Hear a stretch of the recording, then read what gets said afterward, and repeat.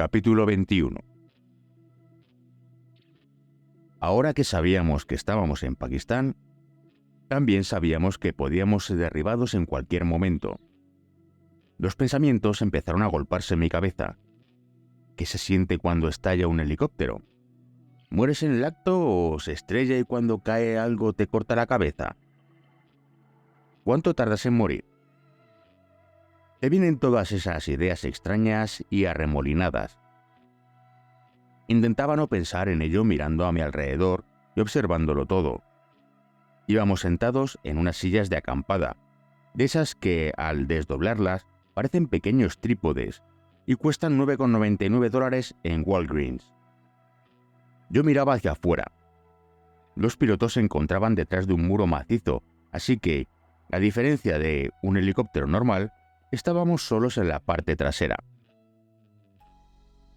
Cairo y Chis, su adiestrador, estaban a mi izquierda. Cairo siempre era feliz cuando trabajaba. Si no hubiera llevado el chaleco manchado de sangre y con un agujero de bala en la parte delantera, nadie habría imaginado que había estado a punto de morir en combate. Se le veía totalmente relajado, como el perro de la familia que va sentado en el asiento delantero de una camioneta camino de una acampada. Era una lástima que no pudiera asomar la cabeza por la ventanilla. Algunos de mis compañeros se quedaron dormidos, lo cual me impresionó. Para mí era imposible. Faltaban 90 minutos para llegar al complejo. Para evitar desvaríos, empecé a contar. Lo aprendí cuando trabajaba de francotirador.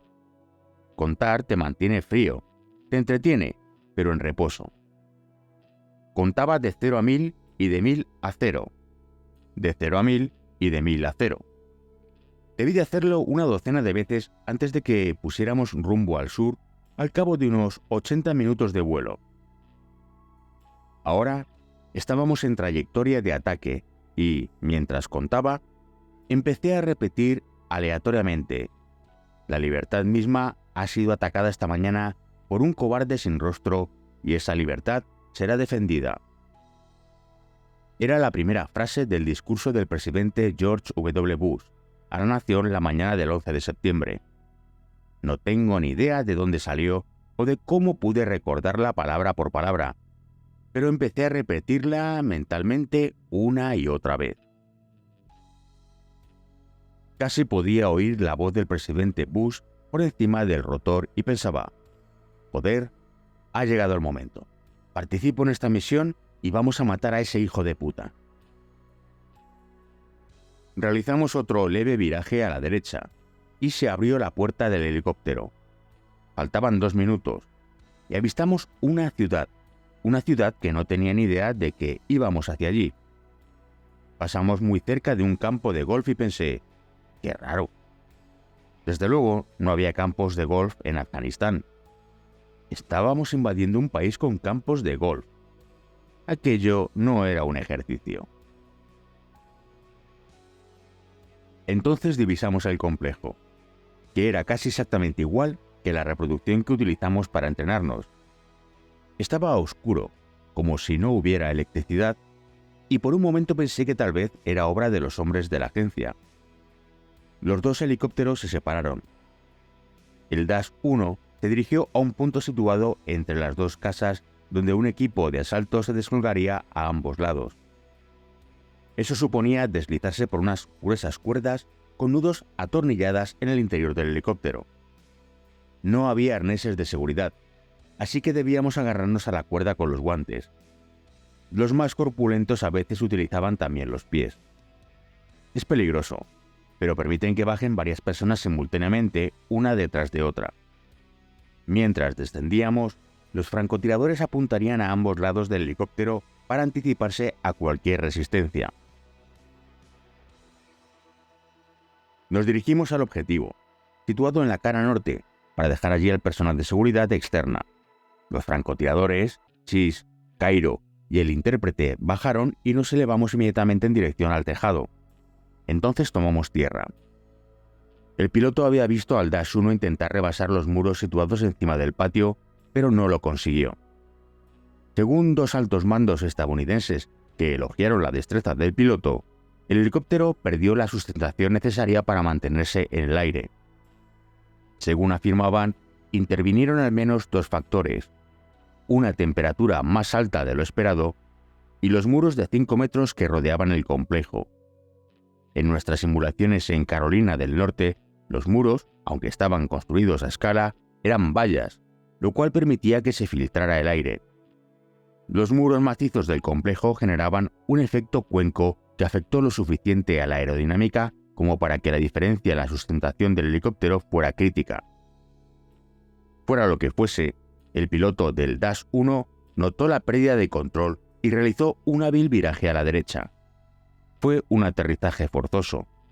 Si no hubiera sido uno de los dos mejores pilotos del mundo, quizá habría intentado elevarse, lo cual habría sido catastrófico. El aparato habría empezado a girar descontroladamente y todos sus ocupantes habrían perecido. Tomó aquella decisión a vida o muerte en un instante. Nuestro piloto lo vio y supo que si el Dash 1 no podía situarse dentro de aquellos muros, nosotros tampoco. Así que descendió. Eso sí que es comunicación no verbal eficaz. Nosotros no habíamos visto nada. Solo habíamos oído la transmisión de radio. Dash 1 cayendo.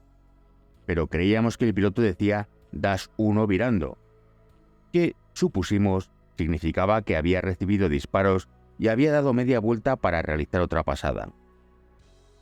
Lo único que sabíamos con certeza era que volvíamos a estar en tierra, de modo que teníamos que desechar el plan perfecto y empezar desde allí. Era justamente lo que habíamos ensayado. Conocíamos el complejo igual de bien que el patio de casa.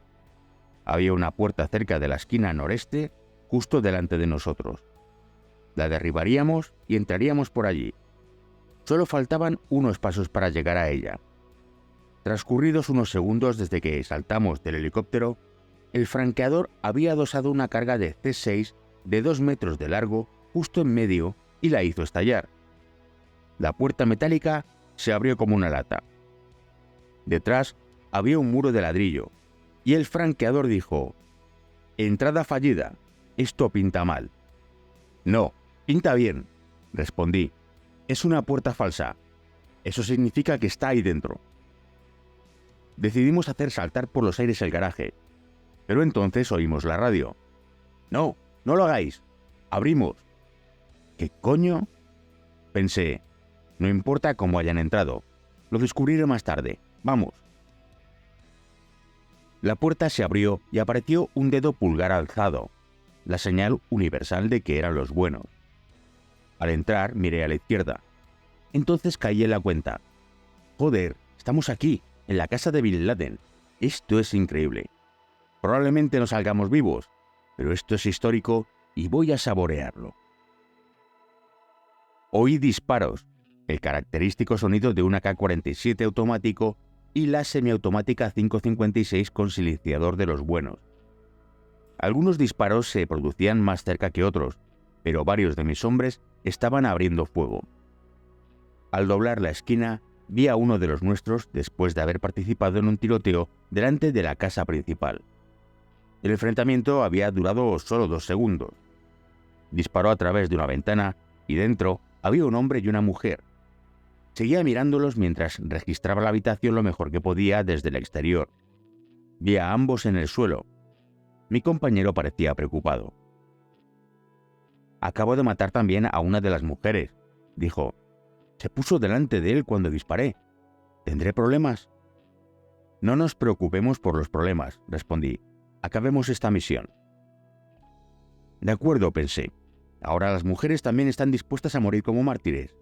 Sin duda, es el lugar correcto. El muerto no me pareció Bin Laden, pero no podía quedarme allí. Todavía debíamos registrar una casa entera. Entramos por la puerta del edificio principal. Algunos de mis hombres habían avanzado y estaban recorriendo el pasillo y comprobando las habitaciones. Otros se quedaron atrás para registrar los cuerpos. Era una táctica estándar, y éramos todos expertos. El piso era un largo pasillo con habitaciones a ambos lados y una puerta bloqueada al fondo. En un lugar como aquel hay que registrar las habitaciones en orden y pasar el mínimo tiempo posible en el pasillo. Los malos disparan al pasillo y rezan. Aunque Alá no siempre está allí para guiar sus balas, a veces tienen suerte. Oíamos a mujeres y niños llorando por todas partes. Luego supimos que vivían con Bin Laden 3 de sus 4 esposas y 17 hijos. Pero en muchos de nuestros objetivos también había muchos ocupantes. Había 4 habitaciones. Entré en la última, situada al fondo a la derecha. Dentro vi a una niña, obviamente aterrorizada y sola. Ni siquiera en aquella situación tan tensa pudimos ignorarla. Uno de los chicos la cogió del brazo y la llevó a otra habitación llena de mujeres y niños. Nos hallábamos sumidos en un combate para atrapar al hombre más buscado del mundo, y él procuró que una niña estuviera lo más segura posible, dadas las circunstancias. Volvió a la habitación y miramos hacia el otro lado del pasillo, donde 2 de nuestros hombres estaban echando abajo la puerta bloqueada. Como no avanzaron lo suficiente con una maza, decidieron colocar cargas. La puerta sin duda daba a unas escaleras que conducían al piso de arriba, así que tuvimos que quedarnos allí hasta que la abrieran. El hombre que tenía detrás mencionó algo de un accidente de helicóptero. Lo primero que pensé fue que uno de los Chinook que llevaban al escuadrón de reserva y que habían salido 45 minutos después que nosotros había sido abatido. Así que dije: ¿qué helicóptero? ¿El del equipo de reserva? No, tío, contestó. Nuestro helicóptero ha caído en el patio. Acabas de pasar por delante. Pensé: mierda, nunca saldremos de aquí, porque solo tenemos un helicóptero.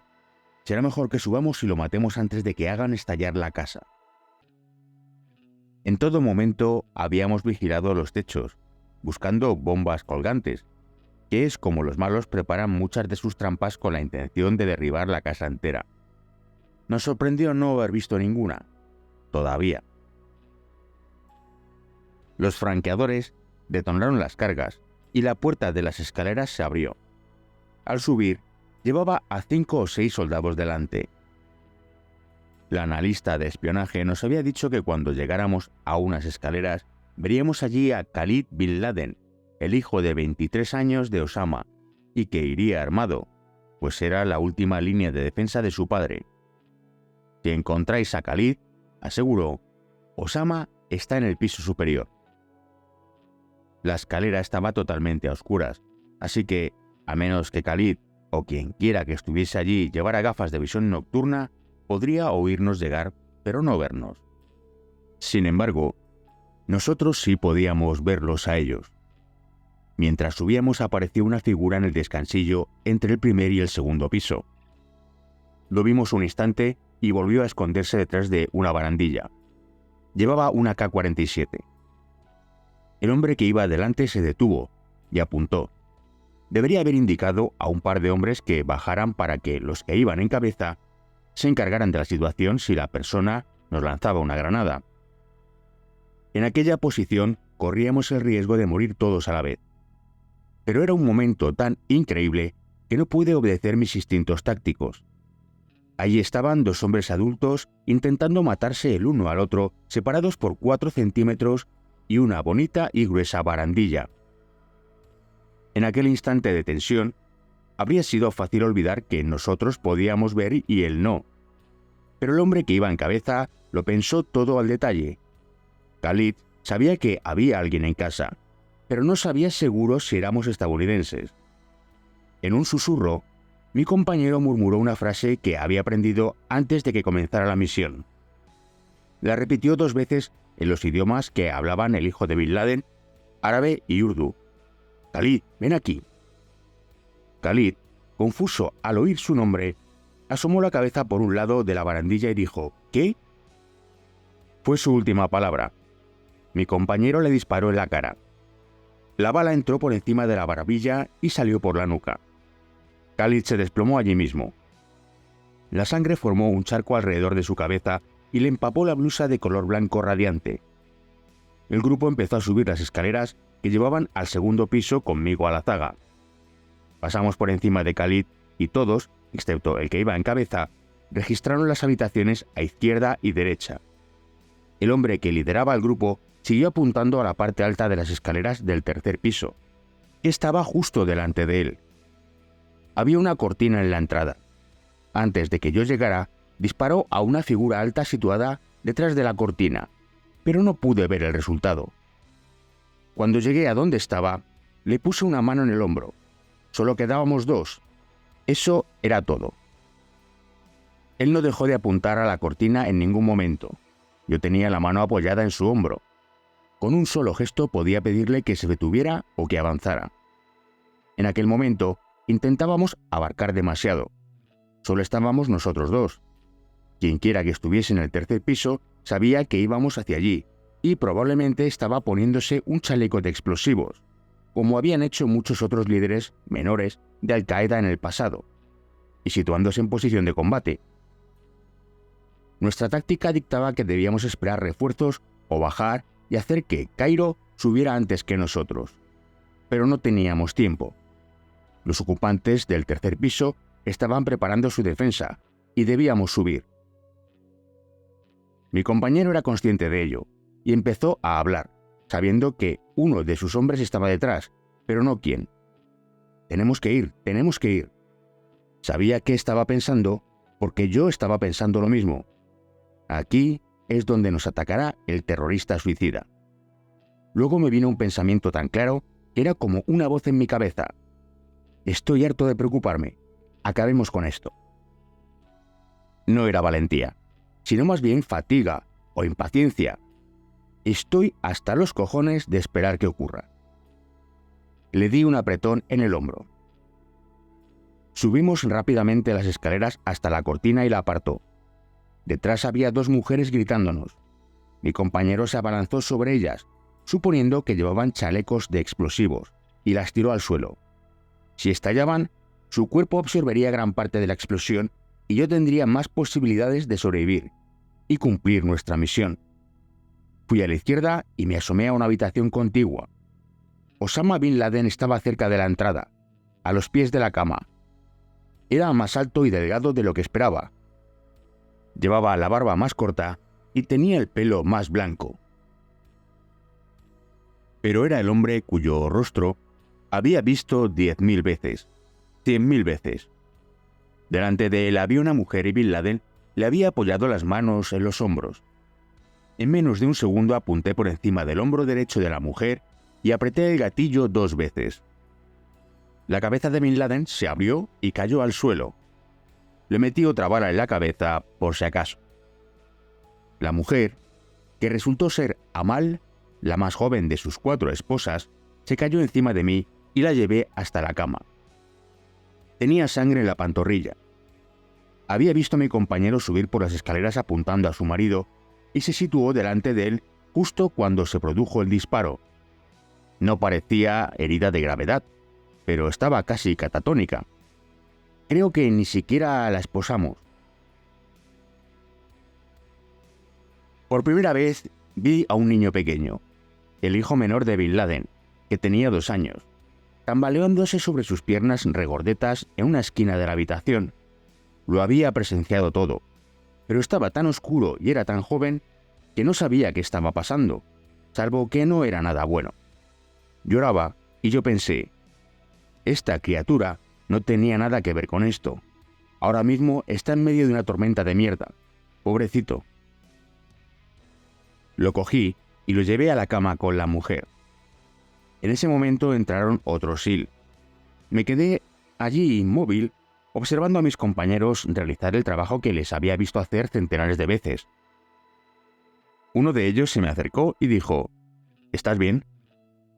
¿Lo estaba? No sentía nada. Sí, respondí. ¿Y ahora qué hacemos? Él se echó a reír y dijo, ahora vamos a buscar los ordenadores. Sí, tienes razón, dije. Ya me he repuesto, joder. Acabas de matar a Osama Bin Laden. Bajamos y encontramos lo que parecía una especie de oficina improvisada con estaciones de trabajo en 3 salas distintas. En aquel momento, nuestros hombres estaban haciendo lo que normalmente hacen, es decir, coger las grandes torres de los ordenadores y tirarlas al suelo. La maquinaria se abre y, como por arte de magia, sale el disco duro. Guardamos lo que parecía importante en grandes bolsas de tela y lo grabamos todo. Me agaché para mirar debajo de una cama y encontré varias bolsas de viaje enormes. Al abrirlas, vi que estaban llenas de lo que parecían entrecots congelados y envasados al vacío. Con toda esta comida parece que iba a ser una estancia larga, dije. Encontramos varias bolsas más como aquellas, todas llenas de comida congelada.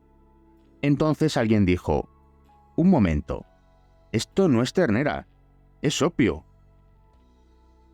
Tenían muchos cientos de kilos de droga escondidos allí. No solo habíamos acabado con la vida de Bin Laden, sino que habíamos encontrado lo que parecía el banco central de Al-Qaeda y un tesoro de información. Ahora nos movíamos deprisa, tratando de meter en las bolsas tanta información confidencial como pudiéramos para entregársela a los hombres encargados de llevársela de allí. Ya habíamos superado los 30 minutos que considerábamos que era nuestro límite para no entrar en conflicto con algún elemento del ejército pakistaní. El almirante McRaven mencionó después que en aquel momento había empezado a sudar. Sabía que había cazas MiG pakistaníes buscándonos. Cuando volví al piso de arriba, el único hombre del escuadrón de reserva que habíamos llevado con nosotros, porque había aprendido árabe en Irak, estaba interrogando a 2 hijas de Bin Laden y preguntándoles quién era el muerto que yacía en el suelo. Al principio mintieron, pero finalmente una dijo: «Es él, es el jeque Osama». El hombre que lideraba a nuestro grupo y otros 2 hombres lo habían metido en una bolsa para cadáveres, pero seguía abierta. Uno se encontraba junto al cuerpo con una cámara. Quería hacer fotografías digitales para confirmar lo que teníamos. Bin Laden tenía la cabeza destrozada, abierta por encima de la ceja como un melón que ha caído sobre un suelo de baldosas. Me agaché, junté la cabeza para intentar que las facciones fueran reconocibles, y el hombre que llevaba la cámara tomó muchas imágenes. Debíamos llevárselas al comandante de las fuerzas de tierra, quien, esperábamos, se las pasaría al alto mando de Jalalabad. Sin embargo, lo más urgente era confirmarle que Bin Laden estaba muerto. Cuando recibió la noticia, 17 o 18 minutos después de que pisáramos por primera vez el complejo, contactó por radio con el almirante McRaven y dijo: «Por Dios y por el país, Jerónimo, Jerónimo, EMEC». Jerónimo era la contraseña que indicaba que habíamos encontrado a Bin Laden, y EMEC significaba enemigo muerto en combate. A mí me pareció que, por Dios y por el país, era excesivo, pero bien mirado, ¿por qué no? Cerramos la bolsa, y los 4 bajamos al difunto líder de Al-Qaeda por las escaleras. Salimos y doblamos a la derecha hacia el garaje, donde se encontraba Johnny, el francotirador. «Aquí tienes a tu hombre», le dije. Johnny se me quedó mirando un minuto. «¿Estás de coña?» «No», respondí. «Vámonos a casa, tío». Volví a entrar en el complejo. No hacía falta decirlo, pero lo hice de todos modos. «Tenemos que irnos ahora mismo. Olvidaos de esas mujeres y niños. Olvidaos de los interrogatorios. Nos vamos». El intérprete indicó a las mujeres que debían permanecer en la casa hasta que amaneciera, o los aviones de vigilancia dispararían misiles. Era mentira, pero sabíamos que llegarían antes los pakistaníes. Sacamos a todo el mundo de la casa y mandamos al experto en desactivación de explosivos y a uno de los franqueadores al helicóptero derribado para que colocaran cargas explosivas con temporizador. El piloto protestó. Creía que podía sacarlo de allí, pero no queríamos correr riesgos, así que llamamos a los Chinook. El Dash 2, el helicóptero en el que habíamos venido, ya estaba regresando de una zona de espera en las montañas para recoger al equipo del aparato abatido y la bolsa con el cadáver. Se retrasó un poco, algo menos de 20 minutos, porque tuvo que repostar, pero supuse que los altos mandos querrían que la prueba de la muerte fuese transportada en uno de los helicópteros especiales. Entretanto, el resto teníamos que esperar a otro Chinook en un campo situado al este del muro exterior. Me volví hacia los compañeros que habían colocado los explosivos y dije: «¿Qué tiempo habéis programado?» «Unos 30 segundos», Justo entonces oímos el helicóptero dirigiéndose hacia el patio del complejo. El operador de radio y yo mantuvimos una breve pero intensa conversación. ¡Abortad! ¡Abortad! ¡Abortad! El piloto viró abruptamente y se alejó justo a tiempo. Los temporizadores se detuvieron y las cargas provocaron una inmensa explosión que habría derribado al Chinook. Desastre evitado. Entonces miré a una de las casas vecinas y vi a un hombre escribiendo algo en su teléfono móvil. Era el hombre que se hizo famoso por retransmitir en directo por Twitter la redada y culpar al ejército pakistaní. El helicóptero regresó y subimos. Yo iba sentado al lado de otro SEAL, que me hizo la pregunta que todo SEAL hacía a otro SEAL cuando se enteraba de lo ocurrido. ¿Quién lo ha matado? Fue entonces cuando empecé a ser consciente de la situación. Yo, respondí. El hombre se incorporó y dijo: en nombre de mi familia, gracias.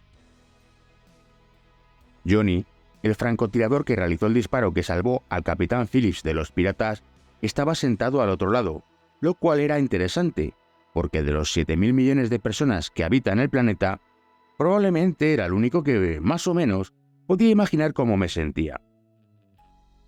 También recordó que, cuando tuvo que enfrentarse a todas las muestras de atención que desencadenaron sus acciones, intenté calmarlo con un poco de Copenhagen. Ahora me devolvía el favor. Su lata de Copenhagen apareció delante de mis gafas. «Coge uno mío», dijo. «Ahora ya sabes lo que es ser un puto héroe».